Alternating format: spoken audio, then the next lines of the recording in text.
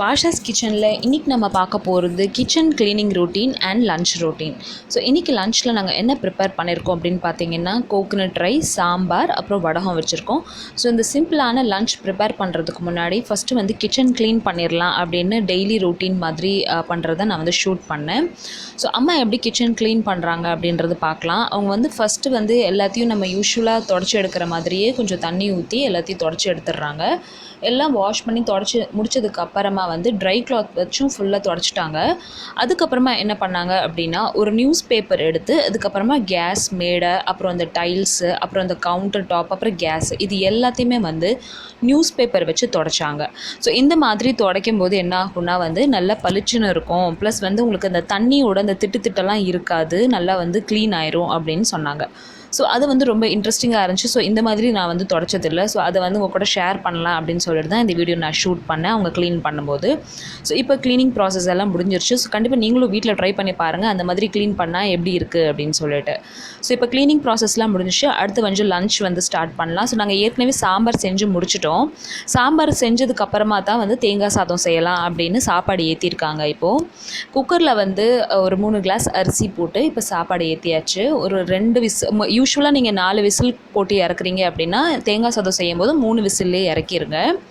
இப்போ இந்த தேங்காய் சாதத்துக்கு தேவையான தேங்காவை வந்து துருவி எடுத்து வச்சுருக்காங்க. இது வந்து மீடியம் சைஸ் தேங்காயில் அரை கொப்பரை தேங்காய் அப்படியே ஃபுல்லாக துருவி எடுத்து வச்சுருக்கோம். இதுக்கு தேவையான இன்க்ரீடியன்ஸ்லாம் சைட் பை சைடு எடுத்து வச்சுட்டு இருந்தாங்க. ஸோ ஃபஸ்ட்டு இந்த தேங்காய் ரைஸ் செய்கிறதுக்கு வந்து ஒரு இலுப்புச்சட்டியை எடுத்துக்கிட்டாங்க. அதில் நீங்கள் எதுவுமே ஊற்றக்கூடாது, எண்ணெய் எதுவுமே ஊற்ற வேண்டாம். எண்ணெய் ஊற்றாமல் இந்த தேங்காய் நம்ம துருவி எடுத்து வச்சுருக்கோம் இல்லையா, அதை வந்து நம்ம ட்ரை ரோஸ்ட் பண்ண போகிறோம். ஸோ இப்போ தேங்காய் போட்டாச்சு. இதை வந்து ஜஸ்ட்டு ட்ரை ரோஸ்ட் பண்ணுங்கள். மீடியம் ஃப்ளேமில் வச்சு இதை ரோஸ்ட் பண்ணால் போதும். ஒரு 5 நிமிஷம் இது ரோஸ்ட் ஆனால் போதும். தேங்காயோட ரா ஸ்மெல் போகிற வரைக்கும் இதை நீங்கள் ரோஸ்ட் பண்ணணும். ரொம்ப ப்ரௌன் ஆகிடக்கூடாது, அட் த சேம் டைம் வந்து ரொம்ப ராவாகவும் எடுக்கக்கூடாது. ஸோ இது யூஸ்வலாக நீங்கள் இந்த கரெக்டான பதத்தை எடுக்கிறதுக்கு வந்து ஒரு 5 மினிட்ஸ் ஆச்சு கரெக்டாக மீடியம் ஃப்ளேமில் வச்சு. ஸோ அந்த பதத்திலே வந்து எடுத்துருங்க. ரொம்ப ப்ரௌன் ஆயிடுச்சுன்னா சாப்பாடு வந்து உங்களுக்கு ப்ரௌன் கலரில் ஆயிரும். அதனால் கலர் மாறாமல் இருக்கணும், ப்ளஸ் வந்து உங்களுக்கு அந்த ரா ஸ்மெல்லும் போயிடணும். அந்த மாதிரி பதத்தில் தான் இதை இறக்கணும் அப்படின்னு சொன்னாங்க.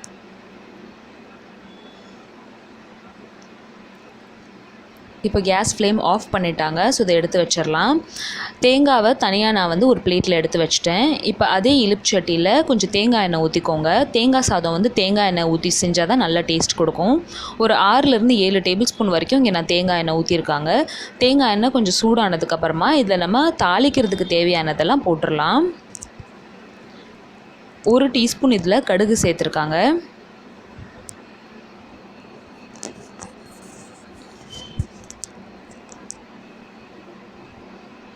கடுகு பொரிஞ்சதுக்கப்புறமா இதில் ஒரு 2லேருந்து 3 டேபிள் ஸ்பூன் வரைக்கும் கடலைப்பருப்பு போட்டுக்கோங்க. ஸ்பூன் சின்னதாக இருக்குது அப்படின்றதுனால 3 தடவை போட்டிருக்காங்க. ஒரு 2லேருந்து 3 டேபிள் ஸ்பூன் கடலைப்பருப்பு, ஒரு 2 டீஸ்பூன் வந்து உளுந்தம்பருப்பு இதில் சேர்த்துக்கோங்க.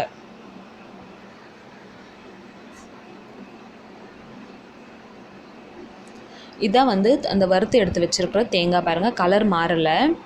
கடாயிலேருந்து உடனே எடுத்து வேறு பிளேட்டில் மாற்றி வச்சுருங்க, இல்லாட்டினா அடியில் இருக்கிற தேங்காயெல்லாம் கலர் சேஞ்ச் ஆயிரும். அப்படின்றதுனால நம்ம வேறு ஒரு பிளேட்டில் எடுத்து வச்சுருக்கோம். இப்போ கடலைப்பருப்பு உளுந்தம்பருப்பெல்லாம் கொஞ்சம் லைட்டாக பொரிஞ்சிட்டே இருக்க டைம்லேயே விசில் வந்துருச்சு குக்கரில். ஸோ அதை மீடியம் பண்ணியாச்சு. ஒரு விசில் ஃபுல் விசில் வந்துருச்சு. இன்னும் 2 விசிலுக்கு அப்புறமா நம்ம இதை ஆஃப் பண்ண போகிறோம்.